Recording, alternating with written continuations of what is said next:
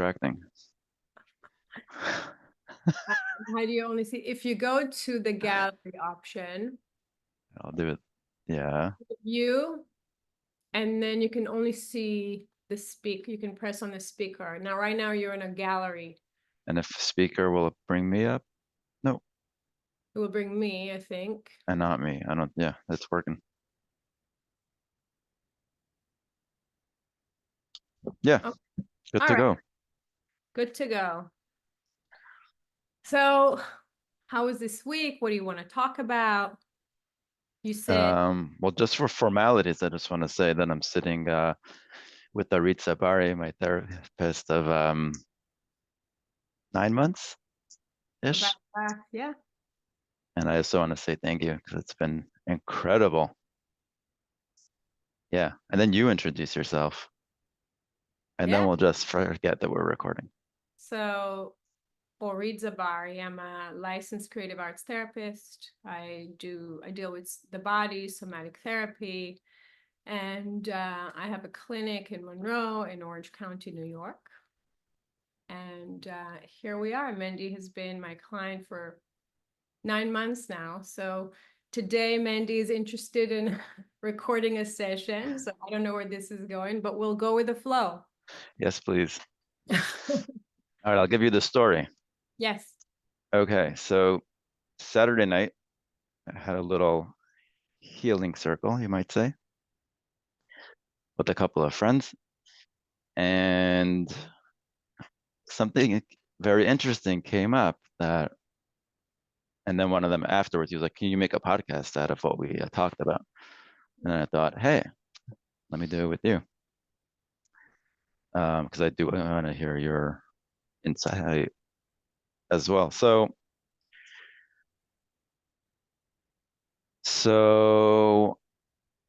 um, we got together, Matzah Shabbos, pretty late. We started a late start, and we meditated together, listened to some music, and then talked a lot. We also smoked a little bit of marijuana, a little bit. One of them wanted to do have like a mushroom circle, and I was at home, and I was like, if we're gonna do mushrooms, I want it to be not at home, where you can be like free to scream, and I don't have to like contain the situation. But I felt that just a little bit of weed would be way more mild and still have that healing power if you put an intention towards it, Mhm. which turns out to be true. If you just, a lot of it is about intention. Like, what do you want to do with this? And maybe people that smoke a lot of weed all the time, it's hard to separate from just fun to inner work, but I don't smoke very often, and neither do they. So it was very intentional. Um, what's so interesting, I'm just, this is my session, so I can talk about myself. The My intention was solely like just to create more love. I've been on this like love journey, um, and like doing doing work with this book. It's blurry, still blurry. All right, doesn't matter. Mirror work. Okay. We spoke about it by Louise Hay. So powerful, and there's been like a major shift, um, shifts, and then listening to these like meditations and abundant stuff, all about finding like love and joy. Yesterday I'm listening to this woman on Insight Timer. She's so funny. It's so unprofessional. She's just like, I'm gonna change your consciousness to start seeing abundance. It's just a conscious thing. We're gonna shift consciousness, and like love, joy, and abundance are all married. So if you start to look for love and joy, you'll also have abundance in there. And just like starting to see things. And like Friday, I'd listened to like the second um part of it. They're like 15-minute long, very short. And it was about writing down things that you have in abundance. Like everyone has abundance, if you just look Mhm. for it. Like, does your tap water open up, put out an abundance of water, or air that you can breathe all the time, and like just start to see it instead of focusing on what isn't. So like writing down a bunch of things that you have in abundance. Um, I don't remember exactly what else she was talking about, but then later just walking outside and it was pouring rain, and I'm like, wow, there's like an abundance of rain. And I walked out of my car to the store. I'm just like taking in all this rain, and it was just so nice. And just starting to really like see it. Where can I find more of this? Like, there's so much air, and like really focusing on like when I'm breathing in, like this is amazing, and just filling my heart with it, and it's just been so cool. So that was my intention, like just more love, like. And one of the other people was like, I just want to have so much pain, and I just want to find what this pain is, and thing about pain. Like, okay, Mm. we go in. I set it up that we'll do like we'll set first intentions for a few minutes. So everyone spoke for a bit. Then we smoke a little bit, and then like let's do this meditation, like the basic meditation of finding your breath, and wandering and coming back to your breath, noticing the warm air, cold air coming in and the warm air going out. Um, and also listening to someone guiding us through this meditation for like 20 minutes. Mhm. And I noticed that in the past, like my mind would always go to like either like anxiety or pain. And here was just like every time I got distracted, it was to like love and like joy. And I'm just like so happy. Also a distraction from my breath, but at least to like places that are pleasant, and then like, okay, I have to come back to my breath and like keep coming back.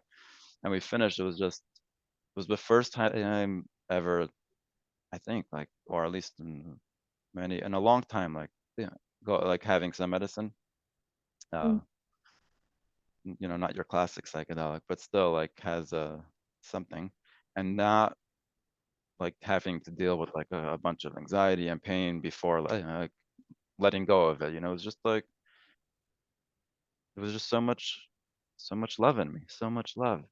And what this woman like speaks about a lot is that no, not I don't even know who it is. I don't know where I'm getting this stuff from anymore. From her, from you, from Luis, from everywhere. Just that love can heal all your pain. Um, it's kind of like the light in the dark. And forever, I've been looking for like, where's more pain? Where's more pain? Where can I find more pain? And so this this other person, after like the 20 minutes, like he started talking, and he was like, it's like sitting with the pain, like I'm okay with. That's fine for me. It's the protectors that I'm afraid of that are going to take me away from my pain. But when I'm sitting with the pain, it's like cozy and whatever. And I'm like, okay, hold on a second. Do you hear what you're saying? If I Mm. hold on to my pain, it's cozy and like that's comfortable for me. I'm like, and it was so subconscious because after he was like, what am I saying? I'm like, you're saying the truth. You're literally want your pain. So you're sitting there, I have pain, and you just want it because it's cozy and it's warm. And like the protectors that want to take you away from your pain, you're like, no, no, no, don't take me away from my pain. I need to stay with my pain. But what comes if we are, you know, allow the protectors, let's say, to take away the pain, then what are we dealing with? I don't know. Maybe in this case, I'm saying normally we're like, oh, protectors, did they here to protect you? We don't even want that. Let's deal with what is. But like you're talking about pain like it's the most cozy thing, and then complaining that like I need to figure out this pain so I can like let it go. And you're like, you don't even want to let it go. You just want to hold on to it because it's so cozy and predictable. There's a lot of comfort in the knowing, Right, right? So right, if I know that this feels like there's some sense of safety in the knowing. So this is my pain and it's predictable and I know how to sit with it. But then if I allow change, I don't know what will be on the other side of that. And right, that's fear talking. So fear then takes over, and then people are afraid, to self-reflect, right? And to kind of allow growth and healing to happen because I don't know really what will be on the end of it. So I'm just going to hold on to my pain here because it feels comfortable, it feels cozy, it feels familiar. There's a lot of comfort in familiarity. And when we tap into wanting to change, healing, it takes effort. It can be very messy and scary, right? Because when we deal with the pain and when we want to really understand it to move, from that, we have to get into all the messiness internally. Because what is pain? Pain tends to come from previous experiences. And that can, if we hold on to that, it can become chronic. And that can really affect our physical body. We're feeling, achiness in the body. And so, but we become familiar with it. It's holding us in that space. That pain is all of our past experiences. And that's what we know. And so we're holding on to it. For me to say, I want to move away from my pain, I don't want to feel that anymore, that takes, a moment of saying, okay, I don't want to be here. This is not good for me. And I want to grow from that. So here I'm going to take the next step. And when we talk about love, which is on the other end of it, right? To get to the ultimate idea of what does love really means, to self-love. It's unconditional.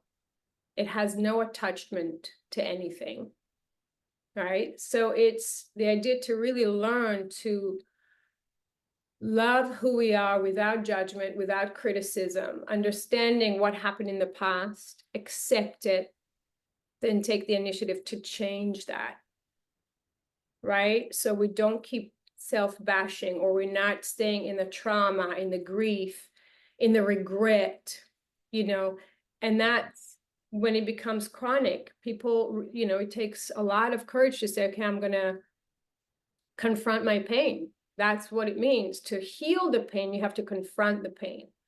You have to move through it to get to the other side of that. And that takes a lot of effort. Yeah. It's work.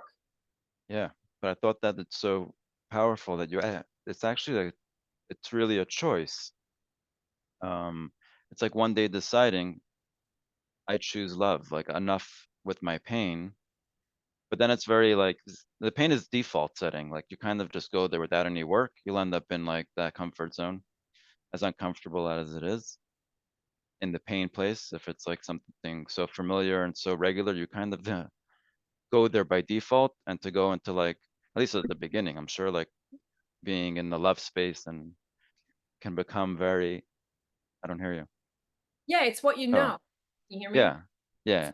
Oh, so, there are patterns. We form patterns of behaviors throughout, through our experiences through life. And where it's very easy to move with the pattern. When I try to change, when I try to let go of narratives that are holding me back, that takes a lot of work. And sometimes, you have to have enough repetitions in the new behavior, in the new language, to start really embodying it, so we don't fall back. But until that happens, until it becomes a language, you have to practice it until you become fluent at it. There's going to be moments when you're going to tap back into it, because there's a sense of comfort. And there's also a sense of grief that's attached to letting go of what I know, right? Because I've known my pain for such a long time and it feels cozy, right? It's painful, but it's what I know. And when I have to let it go, when I decide to let it go and embody something new, every ending has grieving attached to it. So that's also painful, right? In the process, even though it feels good, we're transforming to something new. There's still that period where it, kind of becomes a little gray there. It's not a smooth transition. There's a lot that's happening before you get to the other side, which is love. And that's the healing. The healing from pain is to really learn how to develop a love relationship with yourself. Yeah. Right. So Right. when thinking of the abundance, when the word abundance of everything externally to you, there's abundance of everything inside of you to create a different reality for yourself. right? And that's where it starts. It's inside of you. And these are the cues that you take from learning from the external world. Yes, there's abundance. This is like mindful awareness of what's going on in the external world. But what is happening inside of myself? I have everything inside myself to create a different reality for me. Do I really want that? Right. And that's when we, it's in that choice, right? When you say it's a choice, everything is a choice. Yeah. Yeah. I think also like the fear is if I'll lose my pain, then well, that's unknown. That's not what I wanted to say. I wanted to say actually like the pain kind of melts away as like the love comes in. The grieving process. I'm saying if you're in the dark and you turn on the light, like what happened to the darkness? It has to go like it goes somewhere, like in that grief, your pain starts to melt away in the face of light. Um, The pain, huh? bringing light into the pained experience, right? Yeah. It's not that we forget our experiences in life that led us to feel that pain, but we'll learn to look at it from a different angle. And Right. Okay. That's what I wanted to say. Your pain will always be there. You don't have to worry. If you have to find it, they'll still be there. Like the incident still happened. things happened in life, and if Right. give You're not. ourselves that room to navigate through the victim, through the wounded part inside of us, we'll always see the world from that angle, from that wounded self. And that's the pain that we're holding on to. We need to create less room for the wounded part, not by ignoring it, by understanding, why am I holding on to this pain? What happened in my life? Learn to accept it, heal through it, and to learn that today you can hold space for yourself where you couldn't have done when things happened to you maybe earlier. And you have to learn to forgive the self for not being on top of the game, or you didn't act in the way that you wanted to, or you made the wrong choice. And instead of staying also that narrative in the narratives of self-bashing that creates that emotional pain, it's to allow these patterns to, kind of like letting them go, detach from them. Through the healing process, you learn to accept where you were with love, right? With acceptance, with kindness, with compassion. And then you learn today with the tools that you have through the healing process to bring more love to yourself in that. So we never forget what happened, but we don't have to stay stuck in that pain. You can say that was a really painful experience. Right. And today, I'm not operating through that wounded part inside of me because I'm healed. Right. And healing Yeah. comes from bringing that abundance of love internally, because we are all capable of doing that with the Yeah. right guidance. Support Yeah, with the right support system is everything. and repetition. Repetition, exactly. Repetition, repetition, repetition. What also came up there was that really like all addiction is really an addiction to our pain. So how do I get back to my pain? So say for me, I'm having a good day, everything's fine. Why do I have to go on the computer and find some porn or whatever that's gonna like bring up all my shit? Now the guilt's here and the shame, and I have to go on this have to figure it out all over again. Like why? Like what? And it's like, oh, I'm just really addicted to pain. Like when it feels too good, it's like, something is wrong here. Let's bring on some pain. And it doesn't matter what the addiction is. At the end of the day, you can sit in any room, in any meeting.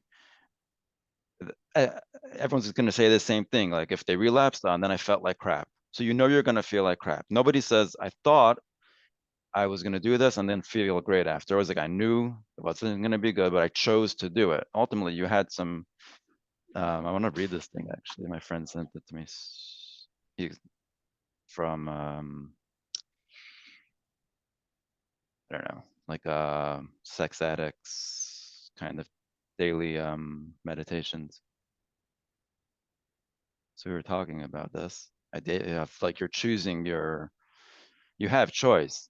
We have choice and we choose, like we make bad choices and we feel bad about them, but like that power that like, oh, I made that choice and then I could choose something different.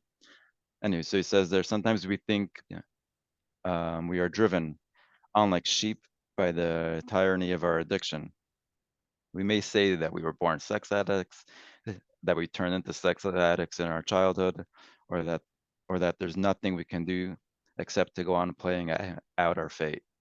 And yet each time we are on the way to act out, there seems to be 1 second of clarity when we see what we are doing and where we are going. We feel a flash of freedom. And then if we forget it, the darkness of our addiction descends again, and we go onward to our fate like sleepwalkers. Let's zero in on the flash of freedom each time we take advantage of it, uh, to change course and stop acting out. The light becomes brighter and the decision easier next time. We can take these small but sure steps away from our addiction and follow a new path illuminated by our freedom of choice. It's like right before you act out, you do have that choice and that clarity of like, I'm gonna feel bad, but like I'm still gonna do it. So like you're gonna feel bad. I don't care what the addiction is. What are you really addicted to? Is those terrible feelings. I just want to feel bad. That is like, it's cozy. I know it can't get worse from there, but like the fear of if I'm in a love space and if life is good, maybe I'll lose it.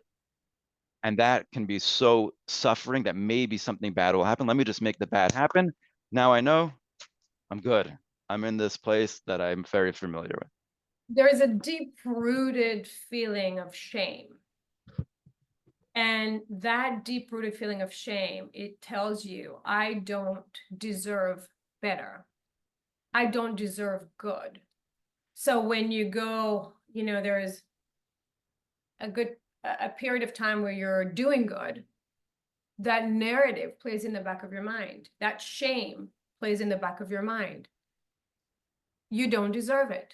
You don't deserve the good. You don't deserve the good. And so then you operate through the shame part takes over. You operate, and even though in that moment you have that choice, that narrative becomes louder in the system. Go for it. Go for it. And then you stay because, right, we say in order to change things about ourselves, we have to change patterns of behavior. But where do these behaviors come from? From deep, deep narratives that started playing out from when we were young. And then they intensify as we get older if they were never really got the resolution that they needed. They never resolved in the system. So they take a profound space in the system. And then you're stuck in that loop. I'm doing well. I'm doing really good. I'm doing good for 3 months. People do great for 3 months. And then, oops, I don't know what happened. I just relapsed. In any type of addiction, usually, I would say 99% of the time, it's shame is the biggest cause for self-destructive behaviors. Let's destruct. Let's destruct. We don't deserve that. Right? So we feel in that moment we gain control. We gain control over our lives. We have choice, but we choose the pain. We choose that pattern because, again, we're not consciously aware that, shame is controlling us, right? It's not in a conscious awareness, but it's repressed in the system and we're operating through, parts. That's why IFS is so great because we learn, through internal family system, what parts take more room in the system and and also that we're not just one thing. We're not defined by our addiction. We're not just addicts, right? I'm Sunhai, I'm Menti, and I'm an addict, and that's all I am. There's a part inside of me that wants to numb something internally, but that comes from shame. It's And there so are interesting you're parts. saying that because like I feel like I'm in such a different place, like so literally every day choosing that enough pain. Like we also like on that night we were talking and like I was saying, like, you don't have to suffer anymore. No matter how many crimes you've done, I don't care for how many generations you've suffered for what, 35 years? That's enough. You're definitely like you've purified your soul already. It's clean, even for your future sins. You know, you've already done tshuva. Like the suffering cleared you out. Like it's just now about a choice of, do I want to fill my space with love and joy and abundance, or do I still want to like punish myself for like almost no reason? Like we're clean. We're for sure clean. We've suffered as a generation, as a community. We've suffered enough. Everybody's clean. We're good. We are so good. 2,000 years. I don't know however many years of suffering we have already under our belt. We don't have to like. I understand if you've done some harm, you need a purification process that hurts. So we have some pain, we have some suffering to get clean. But like, it's enough. Like the washing machine's been on for 30 for thousands of years. The clothes are clean. It's time to like enjoy life again. And that's really like a choice. And still, like while I'm choosing this, almost like very consciously choosing it and trying to feel like just breathing it in. Like there's just like, wow, there's love in the, if you're love conscious, like you're breathing in love, you know, like it's just everywhere. There's so much like beauty everywhere.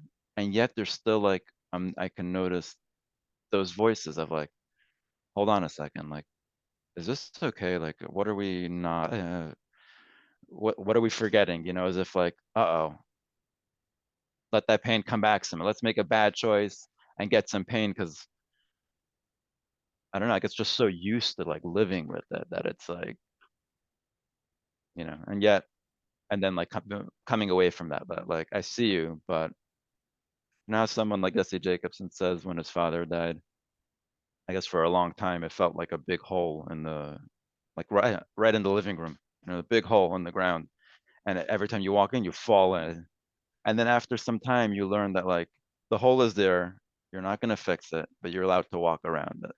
And I felt like I didn't like lose anyone like that, but even every trauma is like that. The hole is there. It doesn't like get filled with anything.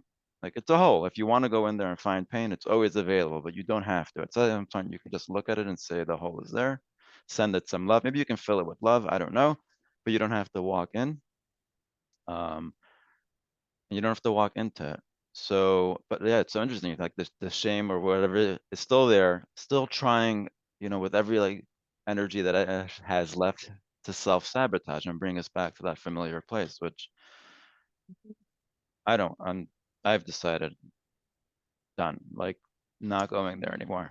I don't have to, I have choice. I can really use my freedom of choice to choose love and whatever like is, and that's active work though, because it's not the default. That like takes like, okay, that's work every day to throw fuel into that flame, like to keep it like Right. And learn to light live it.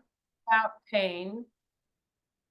I think love has room for the pain. That's also like if pain comes, I'm not like avoiding my life trying to control it. Whatever comes up will come up, but I can just bring love to that space. And I think there's a dangerous area where you say I choose love, no more pain, and then like trying to control your life that it's just no more pain. But like I don't have that choice. Pain will come. My kid will one day be sad. I'm not gonna be like, I don't want to talk about it. Like no, love has room for all of it. Like, oh, there's sadness here. Let's cover it. Let's bring love here. Like, Right. And that's in the present moment as it happens. yeah, To learn yeah. to move with the flow of life. Yeah, not controlling it, but The choosing. idea is that we don't need, it's not useful to tap into what happened in the past, all that pain that we're feeling. This is what I mean when I say we have to learn to let go of that, understand what happened, to know that it was very painful experiences, that you endured in your life, to learn to give a lot of love to it also, and not stay stuck in that pain, because then you're operating through life through the wounded part inside of you, and you're not allowing yourself to grow from that. So to learn how to love without pain, and the pain that I mean is the pain that I'm attaching from the past. If I learn to live without that, and then I'm allowing myself to create a very powerful relationship that's filled with integrity towards the self and towards others. right? Because I'm really giving myself the opportunity to be present in the moment as it happens. And I'm bringing a lot of love. And when there is a painful experience, to give that attention. The idea is to never ignore the self in whatever you're going through. It's to accept all parts of yourself. Again, when we're talking about not bringing judgment to why am I feeling pain right now? Shouldn't be in this place. If I feel something, I have to attend to it. Whatever the feeling is, I have to give attention to the feeling. So I don't become overwhelmed and not regulated in my system. The idea that if I want to move through life feeling regulated, grounded, empowered, I have to attend to all parts of me. There's not a place to ignore the self. And when I learn to do that, then I learn to do that with the people around me. Right? I don't need to say, for example, I love you to someone and to hear that back. That's love without attachment. If I learn to really love, I learn to love without having to control something. Yeah, I learn to be open to the experience without having to control a relationship or fear when we talk about any type of relationship, fear of not surviving the world without not having somebody in it. Right? It's to really understand that I'm good here. Yeah. Yeah, I'm good here. And I have everything inside of me to create that abundance. I have that abundance inside of me. I just need to tap into it. Yeah. That came up also, that like, why are we so afraid of love? It's because we've lost in the past. We've lost someone we love, or our heart has been hurt too many times as a child.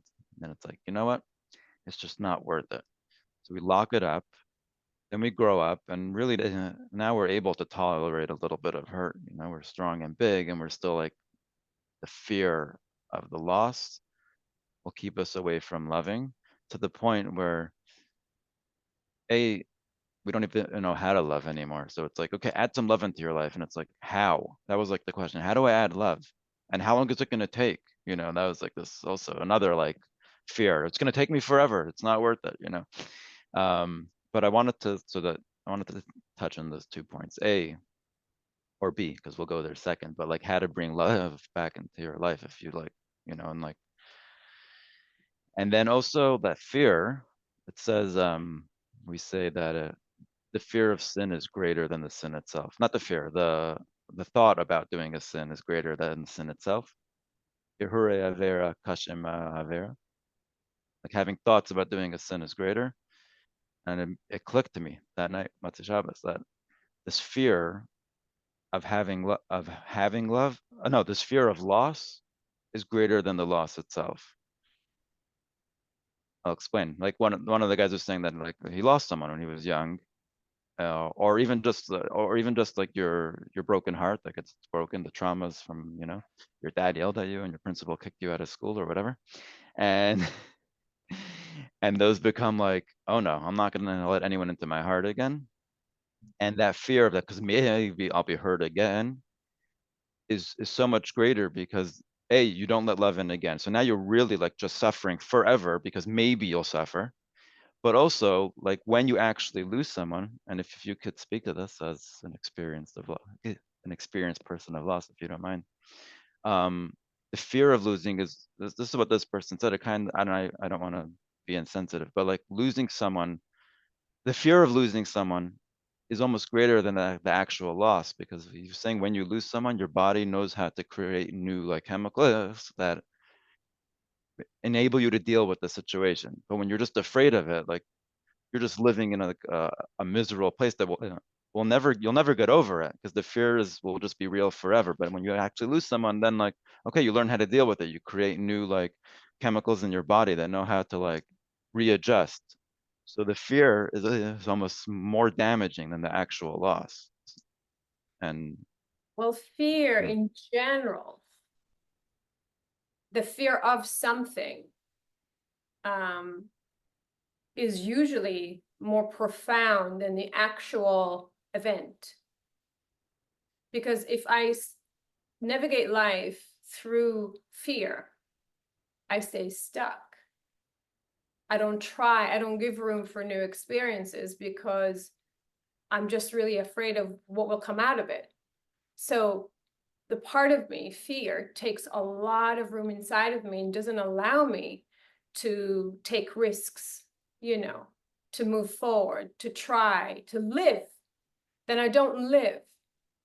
If I don't experience pain, I don't experience pleasure. We have room for all of that internally. It's how we allow it in. It's how we process those things. I think that the fear of losing someone, I don't know if it's greater than actually losing someone. I think that we can say that. I mean, there are two different processes, because one, you're stuck, you're navigating the situation through the fear and you haven't lost. So you're stuck and you're frozen in that fear. So you're not going to open yourself up to a new experience, a new love, a new event, right? So it keeps you frozen and stuck in life. Having lived life and being open on the other end of it and losing someone, it's a different process. Then you're dealing with grief, and that's pain, right? So it's pain, it's moving through life, or in that grieving process. There's so much grieving that you're doing, right? You're grieving for the dreams that you've had. You're grieving for, nothing, everything that I've imagined in this relationship, it's not, is not going to happen. You're grieving the person. Wow, I'm never going to hear that person again. I'm never going to speak to this person again. You're grieving for your children, so there's a lot of grieving that goes into, there's a lot of pain that goes into actually losing someone. That being said, through the grief, through the deepest layers of grief, the pain, which, and it's extremely painful if you're really allowing yourself to be with the grief, right? Because some people also shy away from that and will distract themselves, right? But if you really allow yourself to move through it, you're really then allowing yourself to grow from that, right? And it's to take something that you've never even knew existed inside of you. You allow it's like a rebirth almost when you go through the process of grief of losing someone. Because also, in a sense of unity, when we're talking about partners, and that's, was my experience, right? In the place of unity, you learn to become somewhat, even though you're two individuals, your dreams, your goals, and everything becomes a together thing. And then when there is a break from that, it's like, okay, this is not happening anymore. You have to find yourself. And it's a painful process, right? And it's just me now. So hold on, I have to really self-reflect here. What do I want to do? It's really learning to become familiar with the you without attachment, right? Because when we're in any type of unity, we get attached to people. And our life then is kind of navigated through this attachment. So it's to learn to truly self-love the me and to create a different relationship with the self, so I can be the best version of myself that I can be, for myself and for other people. And it's work. And it's, when we think of when you tapped into time, how long does it take to get to always people seek that the urgency, get to the end result already. And as long as people are stuck in the end result, they never take the moment for what it is. So we don't live in the moment, and we're constantly saying we have to be at the end result. That means you're not living life as it happens. You're too busy making other plans as life actually happens. And so if I allow myself to just be present with silence, to be present with myself, I learn a lot in that process. You take the time. You don't need to hurry love. You know, you don't need to hurry to get over pain. There's no magic pill and there's no wand to get you to the other side of that. But you really have to allow yourself to emerge with the pain and then be open to the love and open to receive and to tell yourself that you deserve it, that you're worthy of all of that. So you're opening yourself to that. And that starts with you, with the I. I'm acknowledging myself in that pain, in that loss, in the trauma, in the regret, in the grief, whatever it may be in the past.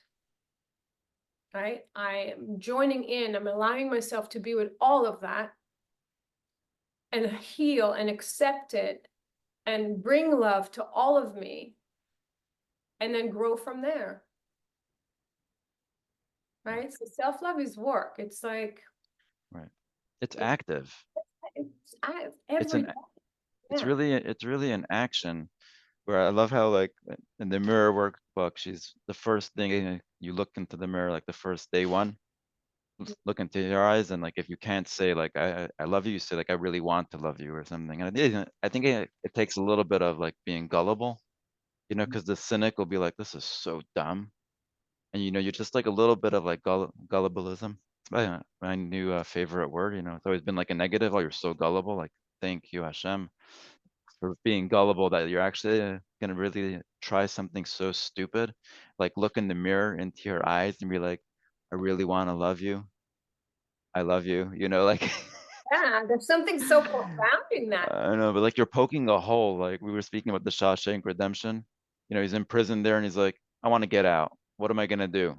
I'll chisel a tiny little hole in this wall every day for 17 years. That's all I have. I'm not no rush, nowhere to go, but all I can do. What can I do?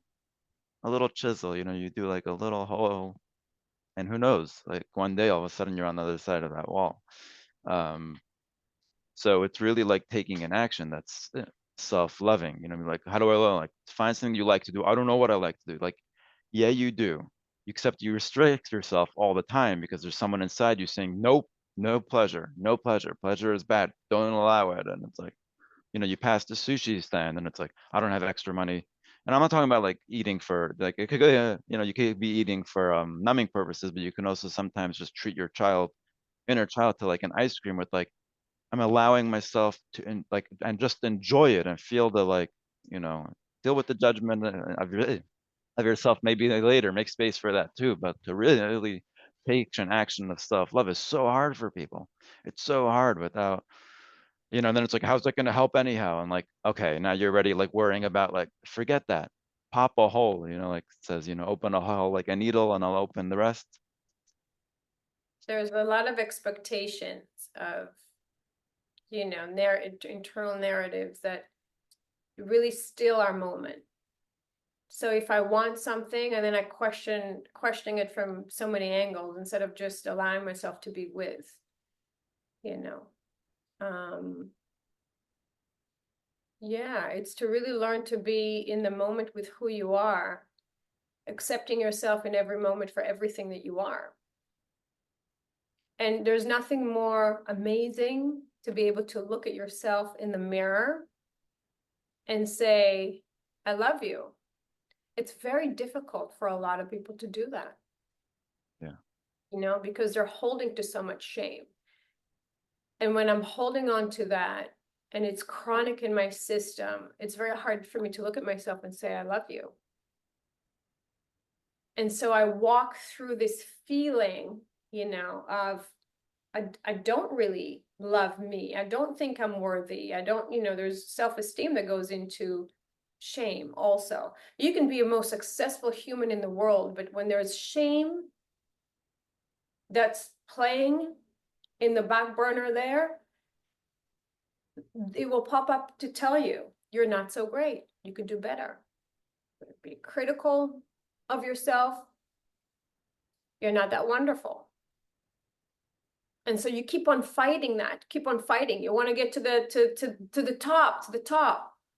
But you know, but it doesn't matter. You'll never be content and you'll never see yourself with different eyes unless you really learn to love you and let go of that shame. Yeah. I think love is healing self-love is healing. It heals, deep, deep wounds. Yeah. Yeah. And we I think have a it, choice in that. yeah, that, I don't know, just obviously I didn't wake up on my healing journey one day and say, you know what? Let's go into love. It was dealing with a lot of pain for many years and staying there.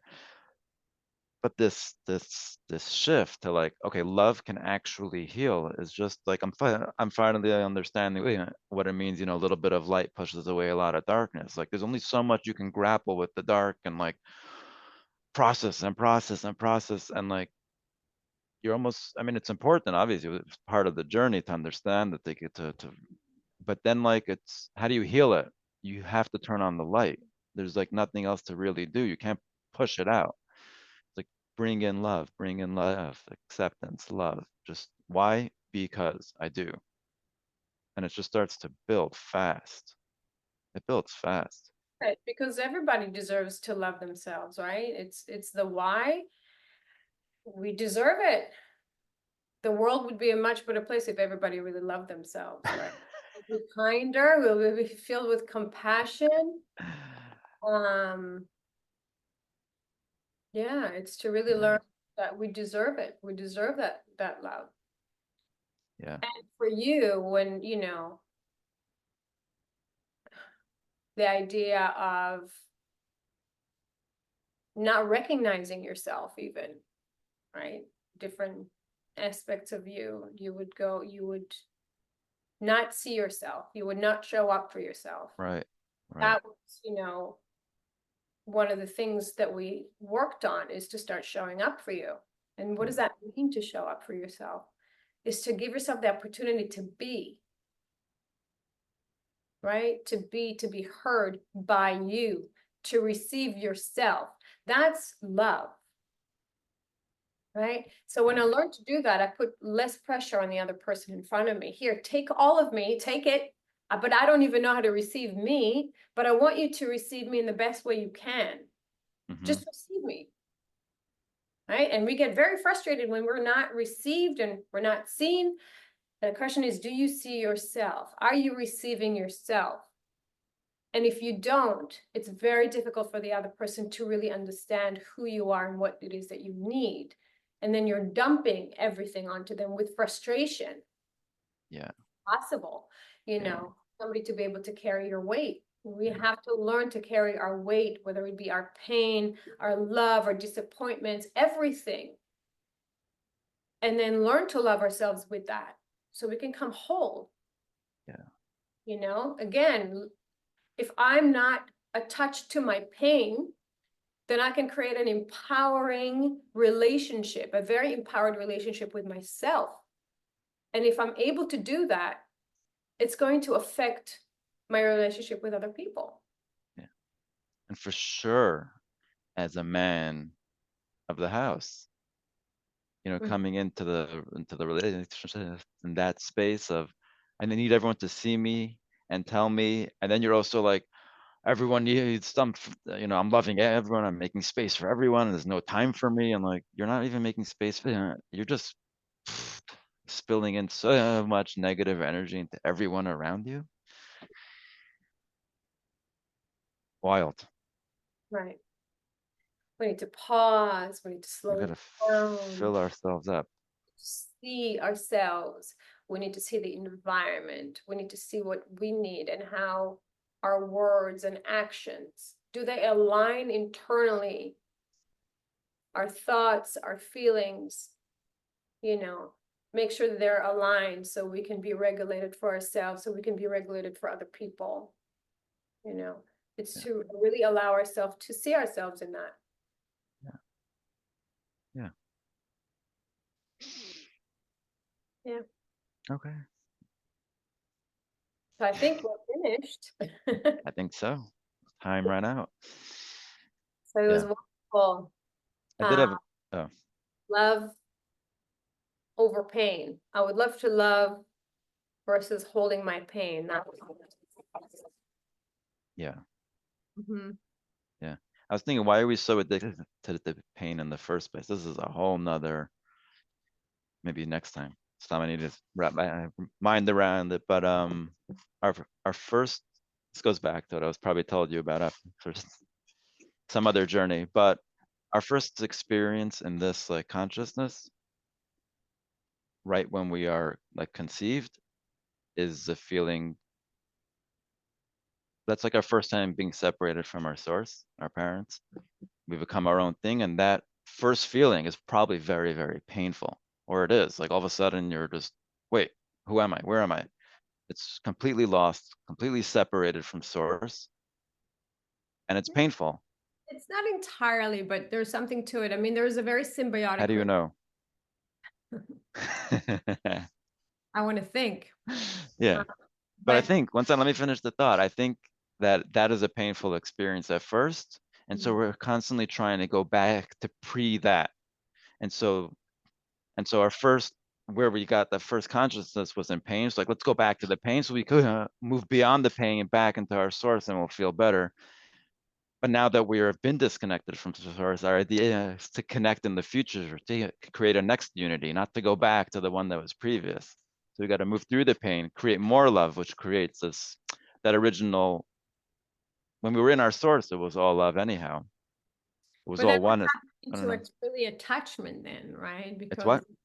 tapping into attachment because we're thinking of the source, the caretaker, the womb, the comfort, and then when we become individuals, is that what you mean? No, because when you're in your source, you're not being held by your source. You are the source. You're one with it. It's not that you're attached to something else. There is only one. Then it became a separate being who was like, I'm so lost. And the idea is that when we find ourselves and find our love, we become again that oneness within ourselves. I see what you mean. So we're the beginning was oneness, then there's separation, and the end result is oneness. But you can't go back to the original oneness. That's not going to happen. You're not going to reunite with your father again and become one. But you yourself are a whole being. You're anyhow you are wholesome. You don't have to go back there. You have to find that oneness again within you, where you're fully self-resourced. Like you said, all that abundance is within you already. So we're Mhm. trying to like go back. Let's go back to where do I know? I know pain. That was my first conscious feeling. Let me go back there. And then if I get through that in reverse, I'll go back to my source and I'll be whole again. And it's no, you got to go forward through the pain, forward into love again. And then the cycle continues forever and ever and ever and ever. We're constantly like, it's a unification, and each like unification creates another being, which now is separated and has to again reunite. I think I'm getting it. I think I'm getting it. In a way, I think you're talking. I think you're talking about but attaching to something to feel protected, to That, feel comforted, to feel that would be loved. the dark side of it. And then there's a separation of you being an individual, and then that's difficult. That's where you find the pain. And then if you were to go back to the source, so when you're talking about the source, what do you mean? So physically, I mean, my So father. he's carried inside the mother's womb. Is that what you're Yeah. talking about from that time? No, before that even. You're that's already a separated being. When you're in your mother's womb, you're already your own person. Like you're when you're in your father's like thought, you're one. Got it. The So second there's that conception that you come out of your father, you're now separate consciousness. It's been separated from its source. On a very physical level, if you want to talk spiritually, would say God and us and creation and the whole thing. But we were like, it was oneness. It wasn't okay, in my father, there's me. I mean, you could break it down and say the thought is also separated from the father, but let's say in a very physical way. You're like, there's really just one being here. And then it's literally copy pasted. But I feel completely separate. I have this illusion of with my own ego, my own body, everything feels separated. And the first conscious feeling I ever had was of being separated. Oh no, here I am, pop into this world, this own being, very painful, very scared, very afraid, don't know where to go or what to do. Somehow survived the whole journey. And here I am. And then it's how do I go back to this oneness that was I didn't have to, I didn't have a thought even. It was just one with whatever I was. Interesting, interesting. I've never I want, kind of looked at it from that perspective of the so one not, yeah, from the sperm you're talking about. yes. So not attachment to like something else, actually inclusion in something else completely. Not attached to something that comforts me, but not being me even, just being where I came from, my source. But we are the source. We're just copy pasted. So if we understand that, we realize that we're actually not even separated. We're the continuation of it, and we have to really, really love this being and really feel whole from within. We really are the whole package. There is no going back. Interesting. It's like when you think of like, okay, the creation of, why were we created in that way and what plan did God have for that in terms of the separation and then the attachment Yeah, the and then, separation, right? right? Because when we're talking about the sperm, the oneness within the individual, that's not going somewhere, out into space. It goes into a place that's comforting. When we talk about how a child develops internally in the mother's womb, it's warm, it's protected, it's held. So even when you're separated from the oneness, you're not right. We don't know. Entirely lost. Imagine we're going into somewhere that's protected, Yeah, and it's then it is protected, but it's a pretty, from what I remember from that time. tell us, Mandy, what do you remember from It that time? was very loud, very loud. It's A like a lot light was going sound. on. They're molding you into something from nothing, so it's not all like fun and games. You're being schlepped here and schlepped there and growing. Growing hurts even when you're out of the body, out of your mother, the growing pains, you remember those in your legs, like stuff are happening that are pretty uncomfortable. And it's very, very loud. It's not quiet anymore. Like I have a sense of hearing, and I'm hearing and I'm seeing. It's overstimulating. I mean, like, hello. Um, it's very big. Well, that's why they also did a lot of research with babies and interacting with the Talking mother. nicely to them, right? When they get overly stimulated, what do they do with their eyes and with their body? So body is the first language to everything, Yeah. right? We're able to form language. We communicated with the body. But Yeah. listen, it's I want to write a book about this. The idea of creation being separation.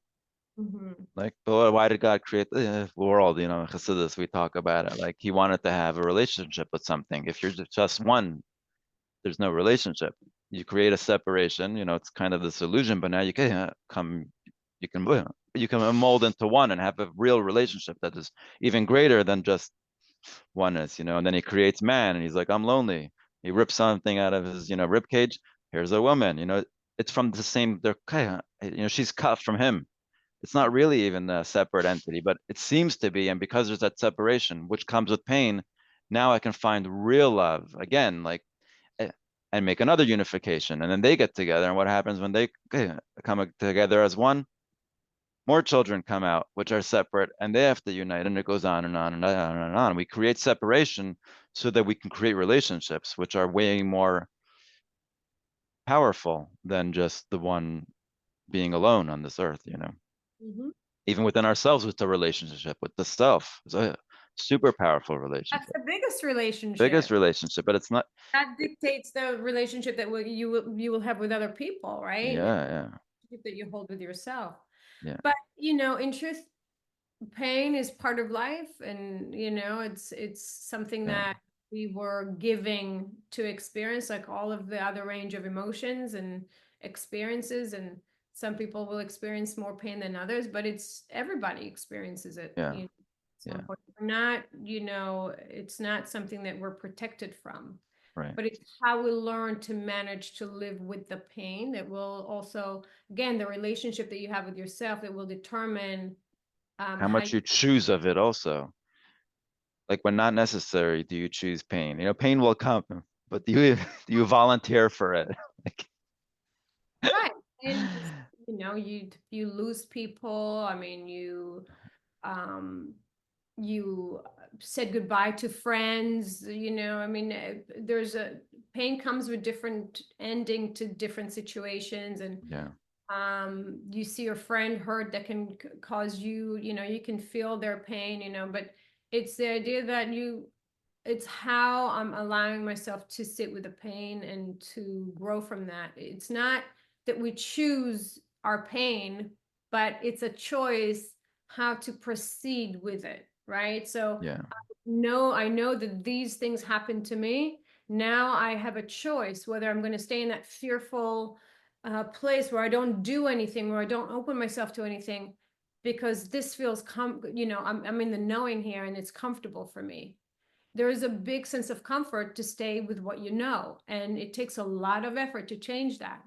Like you said before, it's Yeah. reminds everyday work, it's every moment Yeah. until it becomes a spoken language. And even then, you have to remind yourself, oh, Oh, I'm you can never relax, I don't think. well, you should be relaxed in the body and regulated, You know, but you yeah, I mean, but never like think I've made it to the other side now, and I'm like it's and I don't have to like I'll automatically just be loving all day. Like, no, we're human, no, we're humans. Yeah. No, but it's we not have to remind conscious. Yeah, you, right, it's to stay conscious. feels better for us with what is healthier for us. Because when you think of pain, if pain becomes chronic in your system, the emotional pain, it will turn into a Yeah. physical pain. There's causes of inflammation in the body. There's all sorts of reactions, in a physical body when we're holding on to pain. So it's to learn to allow ourselves to have a better life because life is fleeting and there's only one way for everybody, right? And so Yeah. we have to choose the real choice of how I want to be here in every moment of the day with the gift that I was given, which is Yeah. life. Yeah. It really is that. I Right. have choice in what I do always. I have and if something happened, it wasn't my choice. I have a choice how to manage that, how to move from that. We always have a choice how to be in any given situation, right? It's to Yeah. find truth in what feels good inside ourselves and to operate from there. Yeah. All right. Yeah. Yeah. Okay. Thank you. You're welcome. Till the next time. All right. All See right, you man. next week. Next week. Bye.